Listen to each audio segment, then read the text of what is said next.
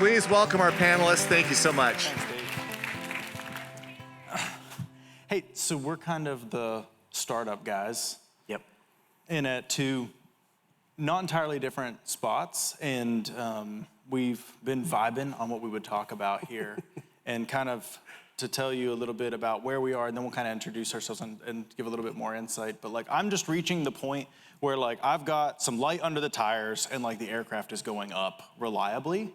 And I'm at 20 months, and it's just kind of the point where I'm like, okay, this thing's probably not gonna wreck on the runway. And then you've been in DPC actually longer than I have.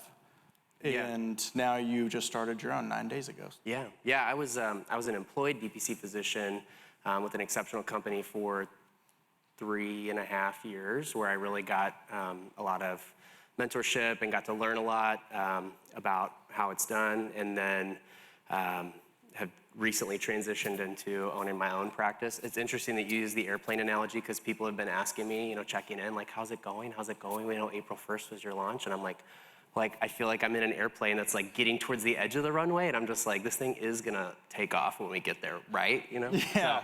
So, and it has, I think, it's you're kind of waiting on feedback. Yeah, the fuel is faith at the beginning. I would definitely say that. Yeah.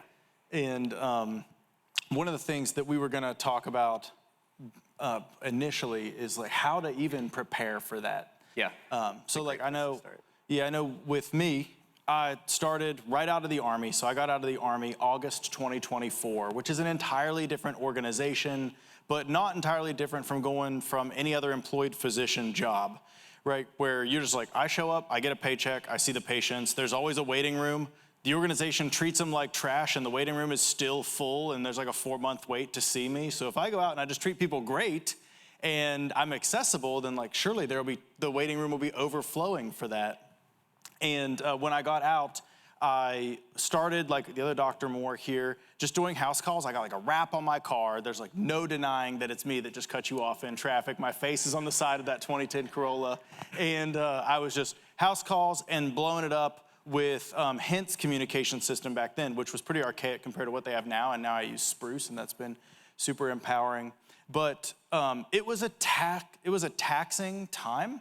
And I know what I think probably benefited me, and I'm interested to hear what you've done to prepare for this, but I think it's important when you're going into this startup phase to realize, like, essentially when I launched this thing, it's like day one is the day of the attack, and day two is, and then however long it takes until like the enemy, which is whatever's holding you back from success, finally capitulates. And so it might be a long fight, and you need to prepare yourself just like you're training for anything else, like mentally, physically, financially, make sure you've got strong supply lines, and even like spiritually, and have a good why, like our previous speaker was talking about. And I did that kind of because I had watched, there's this awesome, I'm just gonna plug something here, on YouTube before anybody starts a DPC, there is a channel just called DPC Conferences, and it's like 10 years old. And it has like every talk that's been given at any DPC conference, whether it's Hint or DPC Summit or Nuts and Bolts, back 10 years. And so I would just be, anything I was doing, I was listening to that on 1.75 to like mentally prepare. And then I got my fitness up, and I even like sold a piece of real estate to prepare for like this long term that I might have to go without any income. And that was pretty much the fuse that I had to burn through in my burn rate was that little bit of savings that I could hold on to. What have you done to kind of prepare for this? Yeah, it's a fair question. I think the way that I approached it, it was not necessarily my intention, or it was not my intention to join a practice and become an employed physician and then go out and launch my own thing. Sort of like, I know I want to be in DPC. I don't know what that looks like. Maybe I want to be employed, long term. Maybe I am more of an entrepreneur than I realize. I think I've sort of slowly come to the realization that I could be an entrepreneur. I may not be quite as tenacious as Tanner, but I think entrepreneurs can look some different ways. So part of it was I tend to make decisions slowly. So it was like, let me get my feet wet, let me get a lot of experience in DPC, see if this is something that is a good fit for me long term, and kind of move forward. So that was a piece of it, just kind of slowly experiencing things. financially, I think this sort of plays into something else we were going to talk about, like in terms of like once your practice is up and running, how do you keep paying your own personal bills? But I have had and continue to have several other jobs that have helped me like financially to cushion the blow of a DPC startup. And, so part of the last few years has just been seeking out like, okay, if I'm going to be in DPC for a while and growth is not as like exponential as was magically promised, at some of the like feel good talks that I went to early on, then, how am I gonna financially pay my bills? Yeah, so finding like a long-term sustainable sort of side gig. So I have a couple of those. Fitness, that, just trying to keep up my own personal fitness, and then really kind of preparing my community for this, like letting my family know, my wife know, getting buy-in on all those places, kind of reaching out to like, if I need a financial lifeline or an emotional lifeline, like where do I have that? I see a therapist twice a month, which is a great part of how I think I stay like present and ready to do this job, both as a physician and now as an entrepreneur. So yeah, those are the pieces of it that I've used to get prepped. That's so huge when you're, like you said, that, hey, you've got these side gigs, and so many people when they're starting up are having that same experience where they're like, hey, I'm going into DPC because I want to like spend more time with my patients so I can be a better doctor, and spend more time with my family so I can be a better husband, father, wife, mother, and maybe even make more money. And then you go into this startup phase thinking like, oh, the DPC life, it's gonna be all those things. And man, it can punch you in the face where you like jump back into essentially working like resident hours because you're watching your burn rate as your savings are going down or your line of credit is going up. Like I've experienced both of those.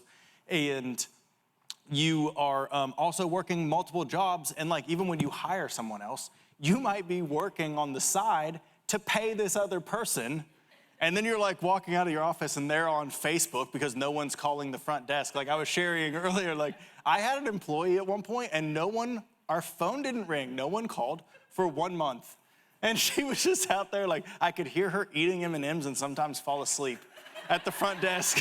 But I was still just like in the back crushing it, like reaching out to people on LinkedIn and, like trying to call random brokers and like set up meetings at Health Rosetta and all these things. So it's like, even though you don't have patients, you're crazy busy. And like, you might go from your regular 9 to 5 where like actually they cared about your physician wellness and all this. That disappears when it's up to you and you got bills to pay. And so I went from in the Army, if you're not deployed, it can be nice when you're in garrison. So like I would dip out of clinic sometimes at like 3, go get my lift in and go home, and like daddy's home at 4. Well, once I got into my own practice, it was like I'm leaving before dawn if I want to get a lift in, and I'm not getting back till after 7. And I had to prep my wife for that, and fortunately like she's just been super strong through that type of stuff. So like having your family ready is important. As we were sort of talking about what we wanted to be candid and honest about in this talk, that was a big piece of it, was like it's not all roses, and it can be really emotionally challenging to be in a startup. And that's normal. I think. And you'll talk to people. I know for me, like I said, I watched hundreds of these talks, and I went to every event I could, and I was like, if you're not at the table, you're on the menu, and I just want to be there crushing it. And you hear about so much success that it almost made me feel abnormal when I was like, hey, like I'm taking awesome care of people and my waiting room is empty. Yeah. And like when patients would come, I would take my phone and turn on an interview of someone else in one of the exam rooms in my office. So it sounded like stuff was going on here. This is a legitimate clinic. Like you didn't I'm not gonna kidnap you or anything.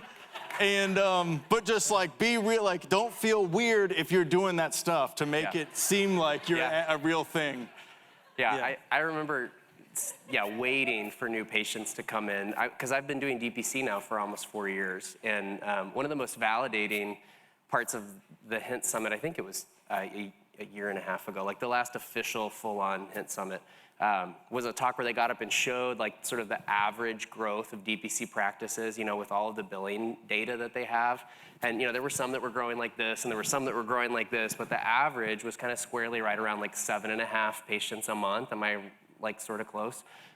don't burst my bubble if that's not true. Because I remember walking away and being like, that's how fast I've grown, like right on the average. I thought it was so slow. And that's about what we had too, but not at 7.5 a month. Yeah. Like we had this miracle, like God just reached down and smiled upon me one day through Beth Holmes, and I was like sitting on my couch with nothing to do and business expenses just running in the background like the United States debt clock.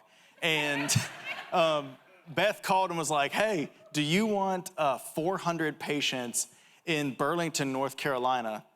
And I was like, where the heck is Burlington, North Carolina? And I pulled it up on maps, and it was an hour and a half from my house. And I don't trust mental math, so I pulled out the calculator and like rechecked what I just thought, and I was like, yes, I'll do it. And now we're like fully established in Burlington, North Carolina. We're like one of the DPC clinics in town. But for a while, I was commuting 3 hours to take care of these people like at an on-site clinic. I went to them like, yeah, I had a wrap on my car, and I told them, I used the word we a lot to sound like there was more of me when I was pitching. And then I talked about how like my main clinic is in another town, and that's true. It was just an empty hole in the ground at the point when I was talking about it. But it ended up like we landed that, and it was like just the infusion that it took to keep us. So I thought maybe it was gonna be a side quest. It ended up being the main mission for a while. And just like, I guess the takeaway from that is, don't feel like you have to think outside of the box when you're starting it up. In DPC, like, there's no box. People sometimes be like, can you do this? And I'm like, find who's gonna tell me not, all right?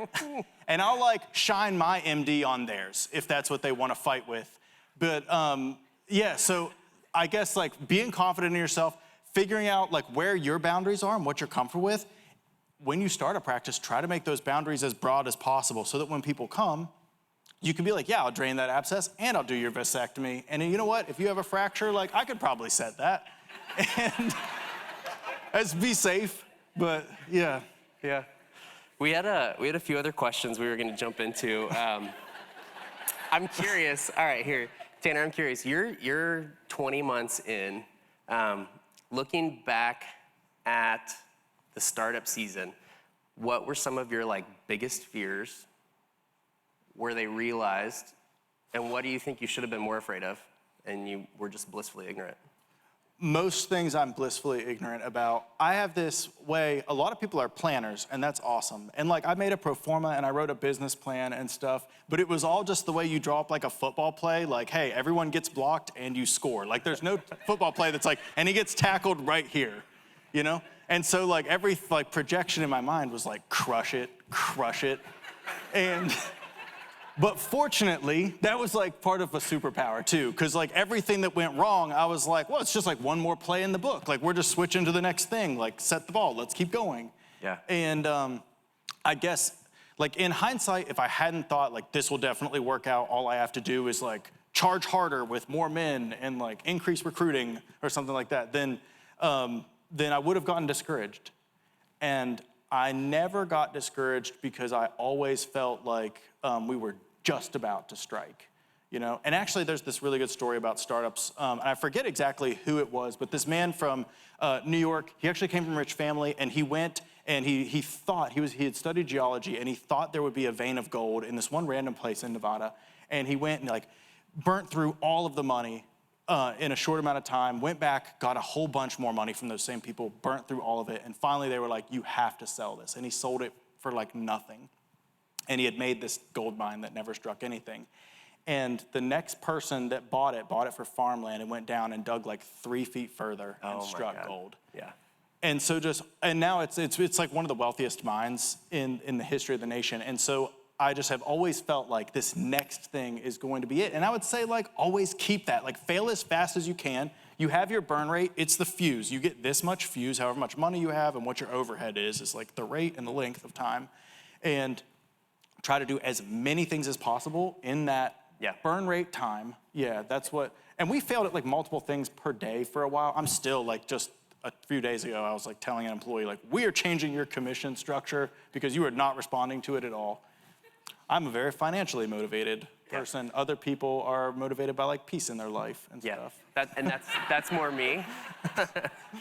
You know, so my take was, I'm gonna lengthen my fuse as long as I can, right? That was a little bit more my style. Like, what can I do financially to set myself up so that I'm not taking out a big loan, my overhead is as low as it can be, so that, you know, my runway's pretty long.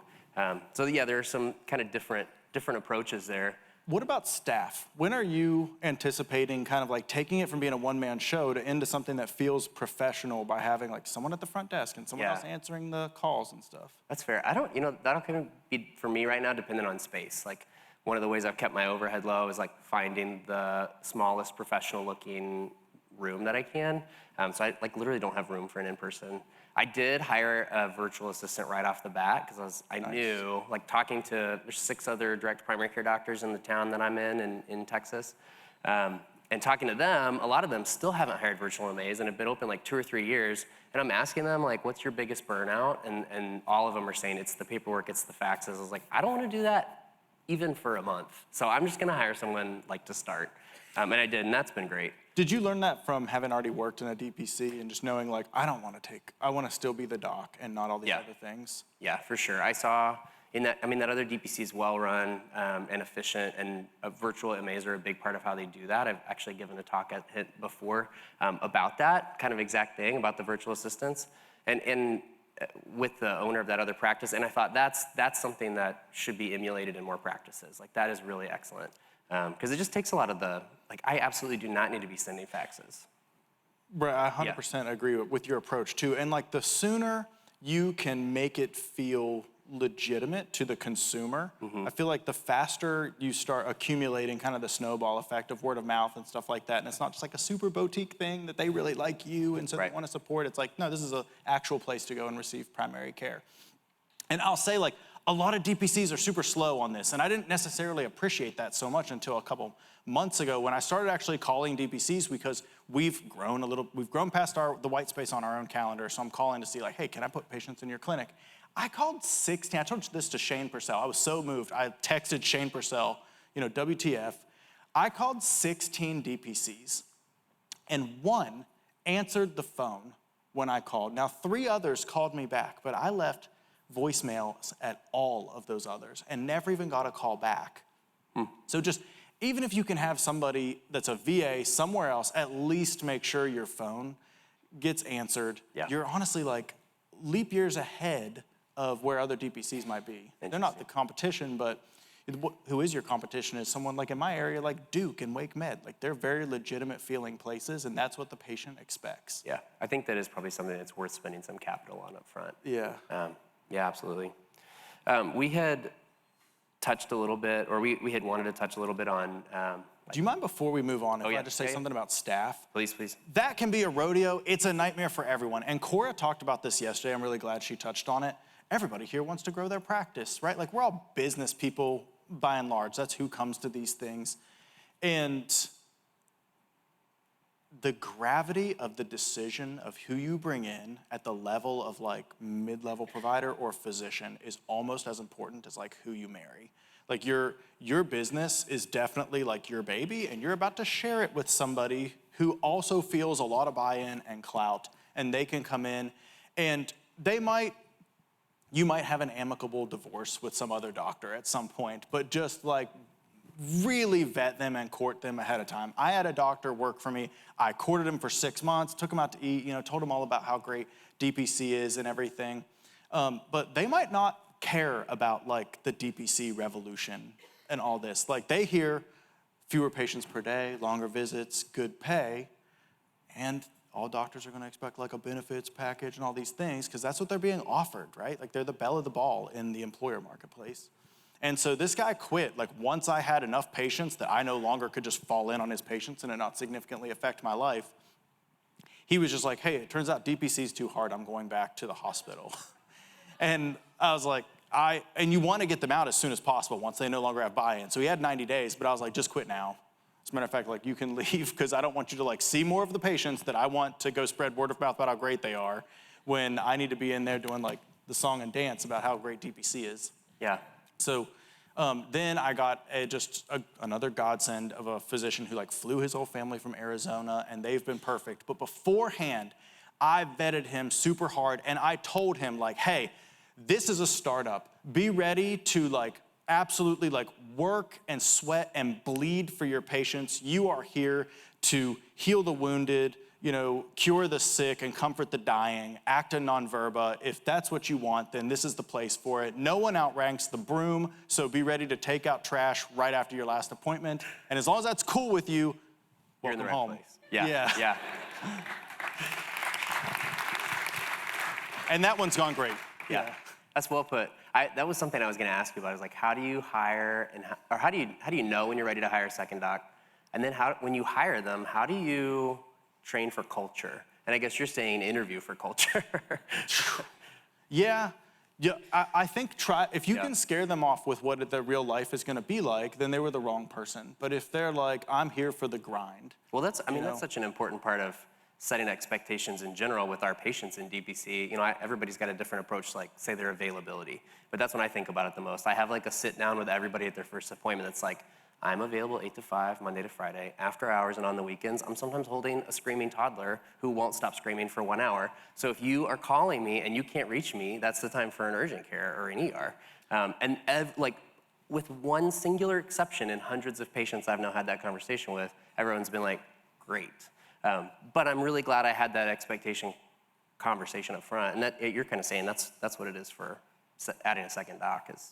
And you have to let them know what they're getting into. Yeah, and you have to know your why. That really helps know when to hire, because you're gonna stretch way out over your skis. I mean, like the doctor that was amazing, and I'm so thankful for him, he almost caused a financial catastrophe for me because he showed up and I didn't have anybody for him. So I'm sitting there, I'm like trying to raise patients. He's out there twiddling his thumbs, and I'm like, you definitely joined a real medical practice. There would totally be patients. And now he's booked solid, and we don't have any more white on his, but as I'm like also working really hard and we're paying him a lot of money, if you're not careful, you'll feel resentment towards somebody like that. And they might be great, and it's not even their fault. You brought them here. Right. And as soon as you start feeling that, you just have to have like extreme ownership and be like, no, I have them here for a reason. This is exactly what I want. I didn't want to be the one that sees every single patient. I'm trying to build a business, not a job, and make sure you're just like really well anchored to your why so that you know where you are in your process and like in your journey too. Like this is the point where we're like climbing the mountain. It's not time to put the flag up and show that we conquered it yet. And so I'm glad we're on this really steep spot, because that means we're raising faster. Yeah. You said you wanted to build a business, not a job. And we had talked a little bit beforehand about, I think one of the focuses or one of the questions that comes up for me a lot in these conferences is I hear a lot of people get up on stage and talk about almost just like perpetual growth and how to perpetually grow. And my perspective as a DPC physician, and maybe this is like a popular one on the stage, but I'm like, I just want to fill up my own little panel and like make a nice paycheck and then invest in my family and hobbies and like probably not be less entrepreneurial someday. You know, like have the entrepreneurial spirit I need and the recruiting I need to like keep more patients coming in, or at least as many coming in as are leaving. But like, I just want to be stable. So I think, you know, something in terms of startup mentality, we had talked about, we both agreed, like so important to know your end goal and like at what point am I satisfied? Because that's gonna shape every other decision you make. Like I know your goals for your practice are different than mine. And it's so good that you have that insight to yourself. So you're like, this is exactly what I wanted to build, because you can be tempted if somebody's like, hey, I know you're a fisherman, you ever considered a whale? Yeah. And it's like, man, you start doing the numbers and you're like, that would be awesome. That's a lot of... Yeah, if a whale comes and sinks your boat, you were way better off being a fisherman. And like somebody like me, like I feel like I don't want what you want, you don't want what I want. Like I kind of want to die on campaign in this thing. Like I want to just keep going as hard as I can and see how far I make it, and then like hand off the baton to my like eldest son or something. and see what happens there. But yeah, so I know when a whale comes in, I'm like, I will throw every harpoon that they can make, I will throw it at that whale, yeah. All right, we've got a yellow light up here, so I was gonna jump to one of our last questions. We definitely have come up with more questions than we possibly have time for, Should we take some questions? That's a great idea, yeah. Is this timer, does this include our Q&A? Probably does. All right, let's do questions. Thank you for this really nice session. What would you recommend for hospitals that work 7 days on, 7 days off? Would they be able to start it and then have another physician cover the clinic? during their 7 days covering the hospital so that they won't quit their job. They still have the security. I think you'd have to find another hospitalist with a complimentary schedule. Exactly, yeah. Yeah. Would that be could possible? work. That's what I meant. I think that could absolutely work. Someone that I went to residency with, he and another resident started their DPC while we were in residency. And so they were like, you know, covering their DPC patients. There weren't a ton, but they were covering their DPC patients while working around a resident schedule. Which is like perfect. Which is kind of perfect. I have, you know, I mentioned I have some other jobs, and they keep me very busy, like on Wednesdays and Fridays. And I have noticed that I often am scrambling a little bit sometimes on Thursdays when someone reaches out a DPC patient, because I'm like, if I don't see them Thursday, I'm not gonna see them Friday, and they're gonna be waiting till Monday, and same day, next day visits is a big part of what we market. So I think, you know, there I'm asking them to wait 4 days. I think you'd definitely be stretching it to say, like, can you wait 9 days and then I'll be back in the office? But think about that first thing we said too. I know after working 7 days on as a hospitalist, you usually need like 2 to 4 days to recover. And not like open up Spruce and be like, a million people with little requests. That's not how you feel. I think it could be done, but yeah, you'd want someone with a complimentary schedule for you. Yeah. Other questions? Yeah, so quick question. I know you said you had hired another physician in your practice. Yeah, How a did you couple. make that decision on whether you wanted to hire and have an employed physician or whether you wanted to just have someone else in your space to potentially build their own DPC practice? Was that something that you ever considered, or was it always, I want to just employ? And then the second question is to that, if you wouldn't mind, and hopefully it's not too personal, when you make that decision and you're not there yet financially, where does the money come from? Yeah, dude, I'm an overshare, so nothing's too personal, and I'll just tell you all the things I did wrong. So the first one, I was like, hey, we're gonna pay you a minimum, and then you're gonna eat what you kill past then. And so it ended up being super expensive, and he didn't see that many people before he quit. And when I did the retrospective analysis, it ended up being like, I paid him like $1,000 per patient that he saw at a time when I'm moonlighting to pay his salary, so that wasn't fun. The next one, I actually talked with Dr. Clint Flanagan, who's like a super solid mentor that's available to us all, and he said, you gotta pay them what they're worth elsewhere. And Mark Tomasulo, also great person to reach out to, he said the same thing. And so that's what I did. I was like, all right, I'm gonna have to buck up. And I right into a line of credit. I ran that thing up about $150K, which is paid off now because like we were able to get back up. But I tell you what, I was losing some sleep at one point and like ready to go take out another mortgage on my house, which I did to make sure we made payroll for this person, because like they joined you on that campaign and like they're following you into battle. So be ready with them. But when you're ready is when you have expectation for a lot of patients to be received. We had 5 large employers that we were sitting there expecting to receive. None of them signed with us for individual reasons. So I'm sitting there with a freight train that I had built and nothing to carry. So I had to then switch gears like the next day and Find some freight. find some freight. And we did. And as long as you have that can-do mentality, find a way or make one is my life's motto. And as long as you do that, then you'll figure it out. But it's not easy, and don't expect it to be like, oh, so I just grew and then I hired more doctors.